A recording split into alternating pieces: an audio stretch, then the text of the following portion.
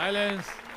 और इन सारे मंदिरों में भगवान की सेवा के लिए 142 पुजारी हैं, समझा? आपके मंदिर के बाहर भिखारी कितने बैठते हो पता है आपको? क्या? भिखारी भिखारी अंदर की 320 मूर्तियां, 142 पुजारी याद है आपको, लेकिन आप ही के मंदिर के बाहर बरसों से कितने भिखारी बैठते हो याद है आपको? मिलॉर्ड, इनके मंदिर के बाहर जो किसी को भी मंदिर के अंदर एंट्री नहीं है। अब धूप हो बारिश हो बाहर सड़ते रहने का, अंदर पैर नहीं रखने का। ना मत कहना, ये आप ही के मंदिर के पुजारी ने मुझे बताया था। उसने तो मुझे ये भी बताया था महाराज कि कांजी भाई, ये केस अगर आपको जीतना है ना भैया, तो हर सोमवार को आइए। तो मैंने पूछा मिलो कि मैं कहाँ हूँ, तो कहते हैं शिव जी के मंदिर में आइए और 1 लोटा दूध चढ़ाइए, फिर देखिए। मैंने बोला ठीक। पहुंच गया मंडे को दूध का लोटा लेकर। ये लंबी लाइन लगी हुई, सबके सब हाथ में लोटा पकड़ के खड़े हुए थे ऐसे। मैंने सोचा अंदर जरूर कोई दूध पीने वाला होगा, वरना ये सबके सब गधे थोड़ी है जो ऐसे लोटा पकड़ के लाइन में खड़े। मेरा नंबर है, मैं अंदर गया, अंदर कोई नहीं था दूध पीने वाला, कोई नहीं।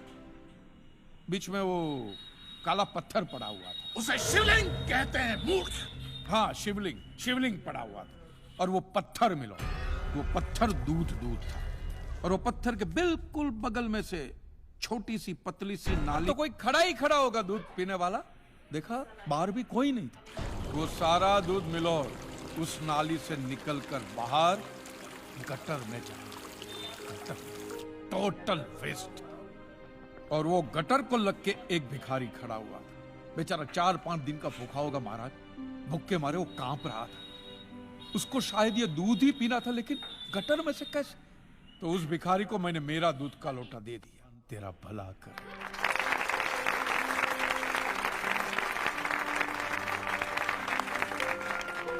तो मंदिर में आने वाला एक इंसान वो पत्थर पे दूध डालने के बजाय किसी गरीब के पेट में डाले ना, तो सबसे ज्यादा पुण्य मिलेगा, नहीं?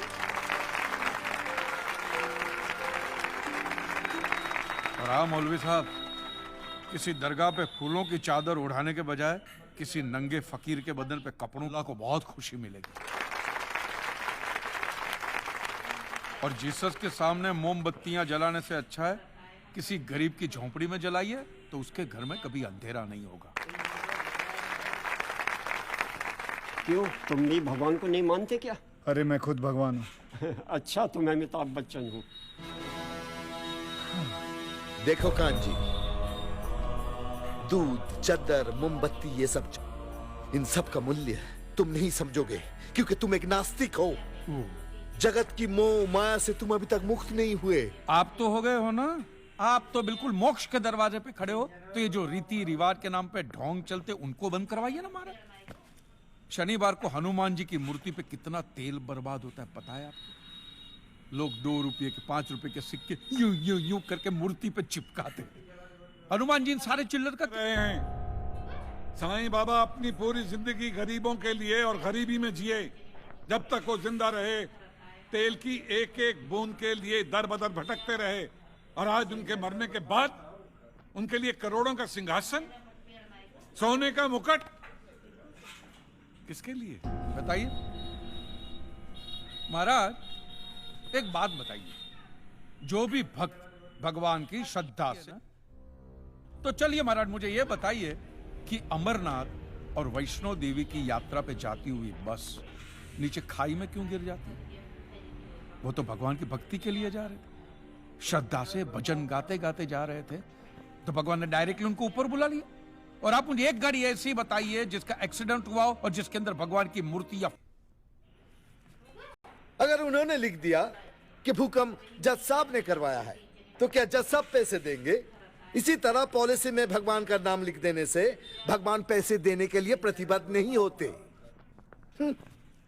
अगर आप चाहते कि भगवान आपके पैसे लौटा दे, तो ये प्रूव करो कि ये भूकंप भगवान ने किया है।